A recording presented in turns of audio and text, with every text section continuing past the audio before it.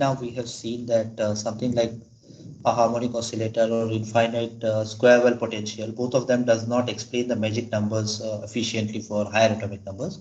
And then we actually said that can we actually go into a more realistic picture? Okay, so Wood-Saxon potential actually is more realistic compared to the behavior of the nuclei. So based on this, we can say that the mass distribution will fall smoothly.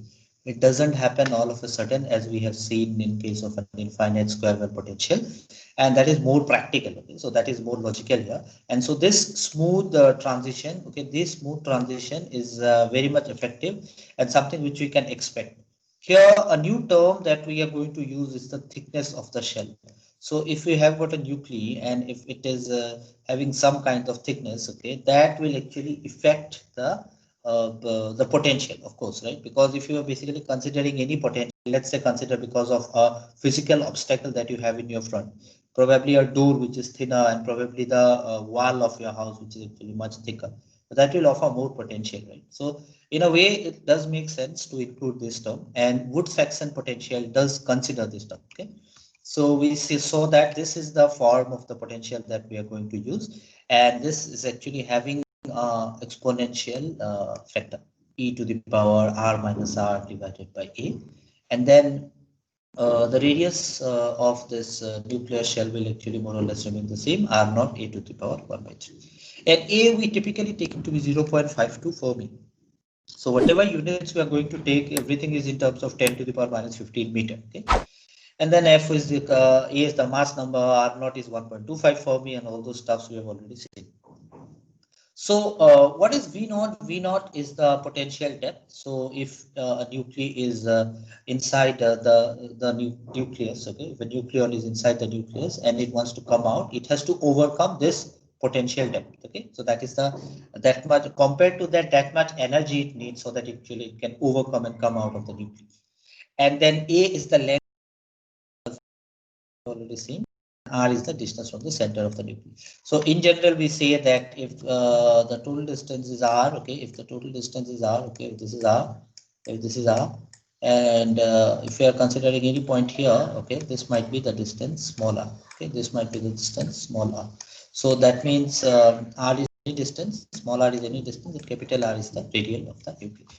So this is something which we have seen, and typically, if we consider V naught to be 50 MeV, so it was seen, some trial and error was done, and then later on it was seen that if this potential depth is around 50 MeV, okay, million electron volts, that will actually be something which is more realistic in nature.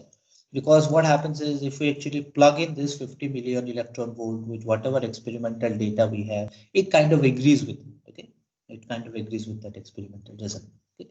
So the right kind of separation energy. So you know that an atomic scale and a nuclear scale are different. So if you want to know the right kind of separation energy, you have to consider the right kind of potential energy depth that you're considering. Okay. So if it wants to come out of a potential well, which say in reality is 50 MeV, but if you are considering a range of let's say 500 MeV, you are not going to get the correct scale out there. Okay? So this is considered, and then it was seen that it agrees with the experimental result. But then it looked more realistic. This is something which you have seen in the last class. This looked more realistic, of course, because of the arguments that we have seen. But then the results were not improved. Now, what do I mean by results were not? It means that whenever we basically consider magic number, the magic number, it's expected that if you use shell model and if you use an appropriate potential, the magic numbers, all of the magic numbers should be explained. All of the magic numbers should be realized in the energy levels. But then that was not seen. This again did not improve that result of magic number. So what was the problem? Okay, and what was exactly done? So before we do that, we actually saw what is fine structure. So I don't think I need to repeat this. We basically have the splitting of the spectral lines into more components, which we basically call the fine structure. So this is which you have already seen from atomic physics. Okay. And then why is there a fine structure arising? Because there is an interaction between two different quantum variables, right? So one is basically the quantum mechanical spin, and of course the next one is the orbital motion. So you have got the orbital motion of the electron and the quantum mechanical spin. This is only in terms of electron I'm saying. For nuclei also, it happens the same. Okay, so we have got this, and they interact, as a result of which it will basically give a fine structure. Okay? That is there. And then we can actually say that an electron is nothing but a charge which is actually rotating. Okay, it is basically a spinning top. Okay, and it will behave as a tiny bar magnet. So if you basically have a charge which is actually spinning or rotating or orbiting, it will also have the involvement of magnetic quantum number, which we usually denote by m to the base l. Okay, because of the orbital motion, m to the power base s would be nothing but the magnetic quantum number because of the spin motion and so on. So these are the quantum numbers which we have already seen before. Okay, so we are going to use all these. So this is where we stopped, and then we will continue to this. So back to the topic. By that I mean that we are coming from here to there. In between, the fine structure that I have explained is just a recap. You need to know this because this is important, because we are talking about fine structure. So what I said in this particular slide was that this potential looked realistic, but then it did not explain the magic number. So what happened? The part here is that we are going to continue is we are going to include a fine structure concept. Okay, so there will be a spin orbit interaction that we are going to include. Okay, so what happens? Consider a spin orbit interaction. See, the new idea was to try the spin orbit interaction for understanding the fine structure. Okay, so in order to understand the fine structure, we have to include the spin orbit interaction. And then if we consider the spin orbit interaction, and if we actually write down the Hamiltonian, okay, we have to write down the total energy. So you see, this is basically your Hamiltonian, right? This is your Hamiltonian, and this is the total Hamiltonian. So the total energy is not only a simple Hamiltonian, but it also has the spin orbit interaction. It also has the spin orbit interaction, which is L dot S. Okay, so I think that is important. Okay, and if we consider that, then this is the additional factor that we have in the Hamiltonian. So we will try to analyze this, okay, and try to see if this fits in to explain the magic number. Because of this L dot S, there is going to be the splitting of the energy level. So whatever splitting we have, okay, S, P, D, F, and then we say that two energy levels are very close to each other. Those two energy levels are going to split further because of L dot S. Okay, this is something which you're going to see. So this particular term is added to the Hamiltonian. And what we know about Hamiltonian H naught is, if we don't have the L dot S term, it is nothing but minus, it's an operator, right? So it is minus H cross square by 2m into delta square plus UR. Okay, some construction is going on. So okay, so बोलूंगा तो ये भी चिल्लाएगा लेगा. Okay, so H naught is minus H cross square by 2m delta square plus UR. Now this particular term actually commute with this. So the question is, what do you mean by commutation? Okay, what do you mean by commutation? So if you when we actually talk about classical mechanics, we looked into the, when we used it in quantum mechanics and all, we looked into the expectation value, and then we checked the Poisson bracket and so on. Okay, so whenever we say that Heisenberg's uncertainty principle, that the energy and time, or the position and momentum, is actually having some uncertainty, right? Okay, so the measurement of the uncertainty in position and uncertainty in momentum will have an uncertainty of, let's say, H cross by 2. That means that you cannot measure delta P and delta X together. Okay, but in case you can measure two quantum mechanical variables together, we can say that they commute. Okay, so they commute. So I can actually measure the Hamiltonian, and I can also measure L square, LZ, SZ component of the orbital angular momentum, and then spin and the Z component of the spin orbital momentum. Okay, we can actually measure all these together. That means they commute. Now, this is the same, in simple words, this is something which you can put it through. Okay, so this is something there. So we actually, what we can do is we can define L square, LZ, S square, and SZ. Okay, this is Z. So we can define these four quantities easily because they do commute. But then they commute with H, not Hamiltonian, okay? But then whenever we actually have the H, so in H, we actually have these values. See, we have an additional factor of FR L dot S. As soon as that happens, it actually does not commute anymore with LZ and LZ. Now, this is something which you have done in your quantum mechanics, okay? Different variables, okay, where you can actually find out the commutation relation and check whether they commute or not, okay? So if they don't commute, that means you cannot measure those two variables together. Okay, you cannot measure them together. If there is a measurement of one variable, the other variable will actually show some kind of uncertainty. Okay, so this is what is commutation is all about. But then this term will actually commute with L square and S square. It will commute with the square of the S and L value. Okay, so this is also something which you already know. If L is equal to 1, okay, this orbital angular momentum quantum number is 1. ML, the magnetic quantum number will be either 1, 0 or minus 1. Okay. So this is something which you already know. L plus 1 to L minus 1, it goes to that range. So this is something which we are going to use now. Okay.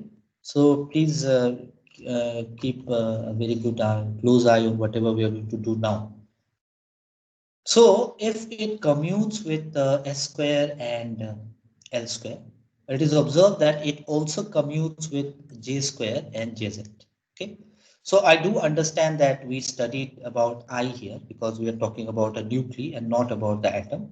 But in this argument or in this statement that we are making, we are not just changing the notations, okay? But more or less we are referring to the nuclei. So don't get confused that whether we are referring to the atom or the nuclei. We are referring to the nuclei because if you look into it physically, it does have a L value, it does have a S value, okay? So we do call it as the nuclear spin, okay? But then right now we are analyzing it in terms of the energy level. How does have what happens, how it happens to the splitting and so on. So we are just writing it down in terms of J, but we are talking about the nuclei only. The logic remains the same of energy splitting, same as the atom, okay? Same as that in case of an electron. But then the energy level or the energy range is different. That's the only difference. So here anyway, we're not talking about energy range. We are doing a theoretical analysis. So we can put J, no problem. Okay. So we use the commute with J square and Jz. And what is J? J is nothing but L plus S, something which you already know. So this is the total angular momentum quantum number, right? So all these are quantum numbers that we have. And then we also know from quantum mechanics that this J can be actually represented in terms of its component like J into J plus 1 into H cut square. Okay. And if you consider the Z component, because we do know that if you're considering a magnetic orbital angular momentum quantum number, it kind of orients itself with the z-axis. So that means z component plays a very important role, and hence most of the time for any practical understanding, we do consider the z component. Okay, so the z component we do have got MJH cross. Okay, so if you remember these things, okay, I think this was done in your atomic and molecular physics. It will basically precess. Okay, precess is the term. It will keep on precessing in this direction. So it will basically have an involvement of the z-axis. That's why z component is important. So we do have got this as MJH cross. Okay. And if you know the value of J, MJ will take MJ, J minus 1, and then J minus 2, and so on up to minus J. So these are the values that is there. And then the total magnetic quantum number will be nothing but the magnetic quantum number due to the orbital spin, and because of the spin around its own axis, I'll add them up, okay, and then I'll get this term. So from this, we can say that L, S, J, and MJ are all definite. Okay, why they are definite? Because the term H, which is actually a combination of H naught, okay, which is actually a combination of H naught plus L dot S plus L dot S, okay, okay, of course, so FR is there. All the entire term actually commutes with J square and Jz. And we know that J is equal to nothing but L plus S. Okay. And then we can actually also say that it commutes with the Z component. Okay. So we can write MJ into H. So we can say that if we have this, we can actually measure L, we can measure S, we can measure J, we can measure MJ. All of them will actually have a definite value. Okay. So having said that, we are actually going to look into it now. So what is the usual step? We usually find out the expectation value of L dot S. Okay, we find out the expectation value of L dot S, and this is the result that we have, right? So in general, if you write down L plus S whole square, okay, I think this is something which you already know. So you know these are commutative relations. So you cannot change the order. Very important. Okay, you cannot change the order. Okay, so if we consider this L plus S whole square, we can write it down as L square plus S square plus 2L dot S. Okay, so if we do that calculation and if you do the evaluation, I think this is already done in quantum mechanics. But then if you do the evaluation, what we are going to get is sorry, while I'm writing. Okay, J square minus L square minus S square divided by 2.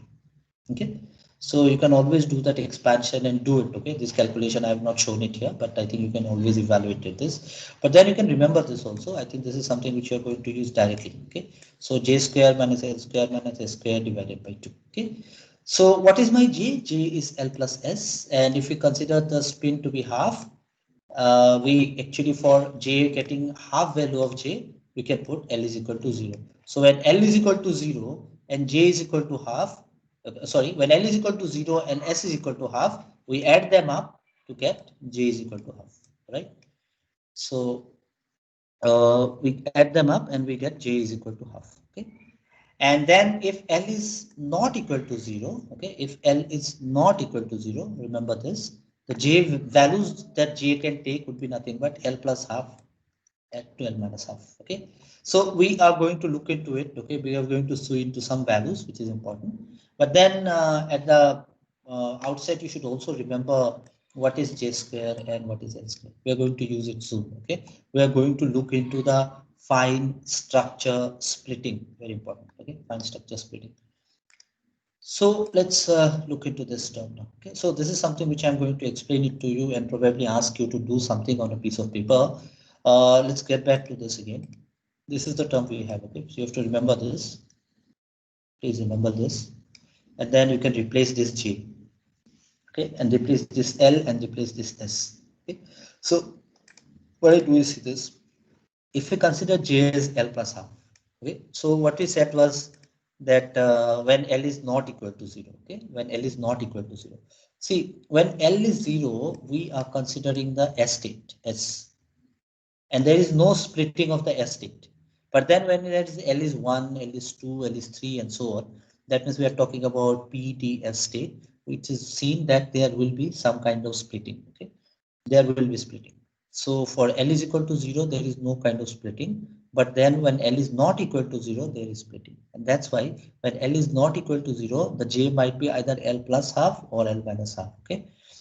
So can we find out what is the splitting? Okay, what is the splitting or what is the dependency of the splitting? That is what we're doing here. So that's why I'm considering the factor when L is not equal to 0. So when L is not equal to 0. So when L is not equal to 0 and if J is equal to L plus half, what can we write for L dot S expectation value? So L dot S, you know, it is nothing but L square, right? So we can take L into L plus 1 h cut square, right? So L is equal to nothing but L into L plus 1 h cut square and so L plus 1 h cut square. So I think we've already seen this, okay? Okay, so I think we can remember this. Okay, so L into L plus 1 into h cut square, J into J plus 1 h cut square, and S value is basically taken as half. Okay, so can we just replace those values, okay, and find out the answer? So you see, J is L plus half.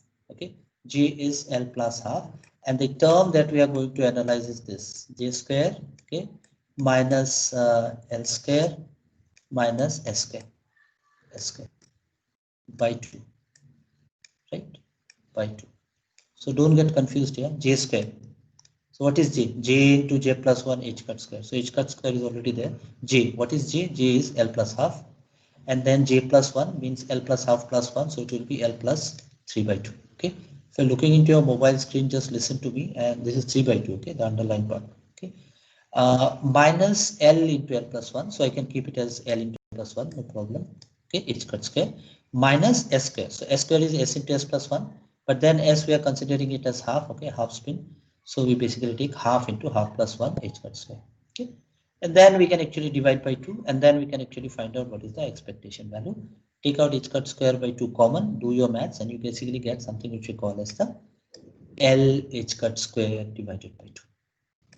Mind you, we are considering for L not equal to 0. If L is equal to 0, it is the S state, and S state doesn't have any splitting. Okay, so higher states have got splitting, P, D, F, and so on. I'm going to look into it. Okay, we are going to go into it gradually. It's going to take some time, but hopefully we are going to understand it better by Saturday's class. Today is Wednesday, Thursday, Friday, Saturday. We get 3 more classes. So in those 3 classes, it should be more or less in a better place. Okay, we should be able to finish this topic. A lot of things to understand, so I'm not going to go fast. So please recall your atomic and molecular physics. What is JLS? What is MJ, and so on. Okay. What's the relation with each other? Okay, so important. So you have got these 2 equations, and then what we do is we can actually find out this. So a trick question for your exam is, why does energy level split? Read this question again. Why does energy level split in larger distance as we proceed from the lower to the upper energy states? Okay. So we go from a lower energy state to our upper energy state, and as we go to a larger and larger distance from lower to the upper position, we are going to see that the splitting is going to be more and more. The answer lies in the previous slide and this. So splitting, how do we find out the splitting? We actually subtract one from the other. Okay, so if we do this, we are going to subtract L h cut square by 2 minus of h cut square by 2 into L plus 1. So if you just do the maths here, h cut square by 2 you can take common, okay, and then within bracket it remains as L plus 1. So it is h cut square into 2L plus 1. Okay, so you see this L value will be larger as we go higher and higher. So if we go at the bottom stage, it will be S. So S is equal to 0. L is equal to 0 for S. So it will be just 0. So it will be just h cross by 2. There is no splitting. Okay. But then if we go to higher energy state, let's say P, for P, L is equal to 1. So this is 1. So 2 into 1, 2, 1 plus 3. Okay. So 3 h cut square by 2. The splitting happens. Okay. And then if you keep on going higher and higher, S, P, D, F, and so on, okay, as you already know from your atomic physics knowledge, you are going to see that the splitting is going to be more and more. So the larger value of L, the larger is the splitting. Okay. So the question is, why does energy level split in larger distance as we proceed from lower to the upper energy state? It is a question within the shell model.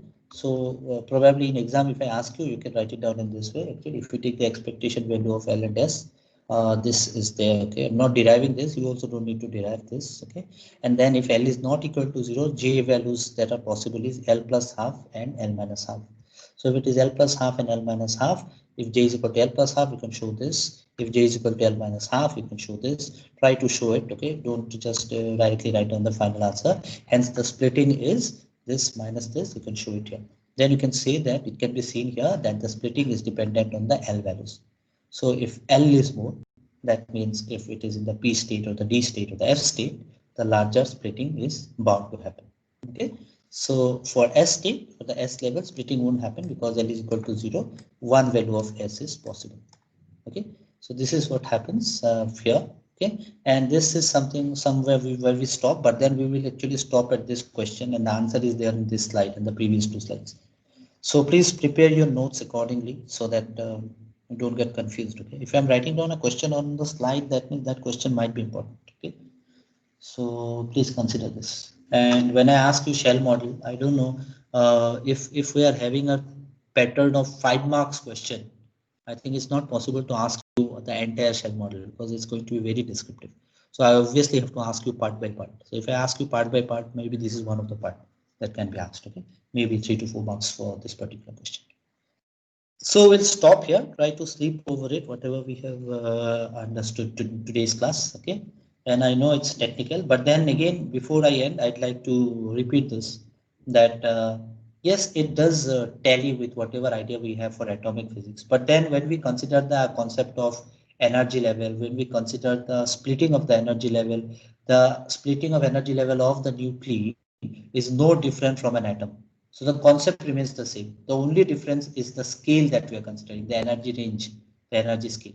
So we are not considering energy scale here. We are giving a theoretical explanation. So we are just writing down the equation and terms and all. Okay.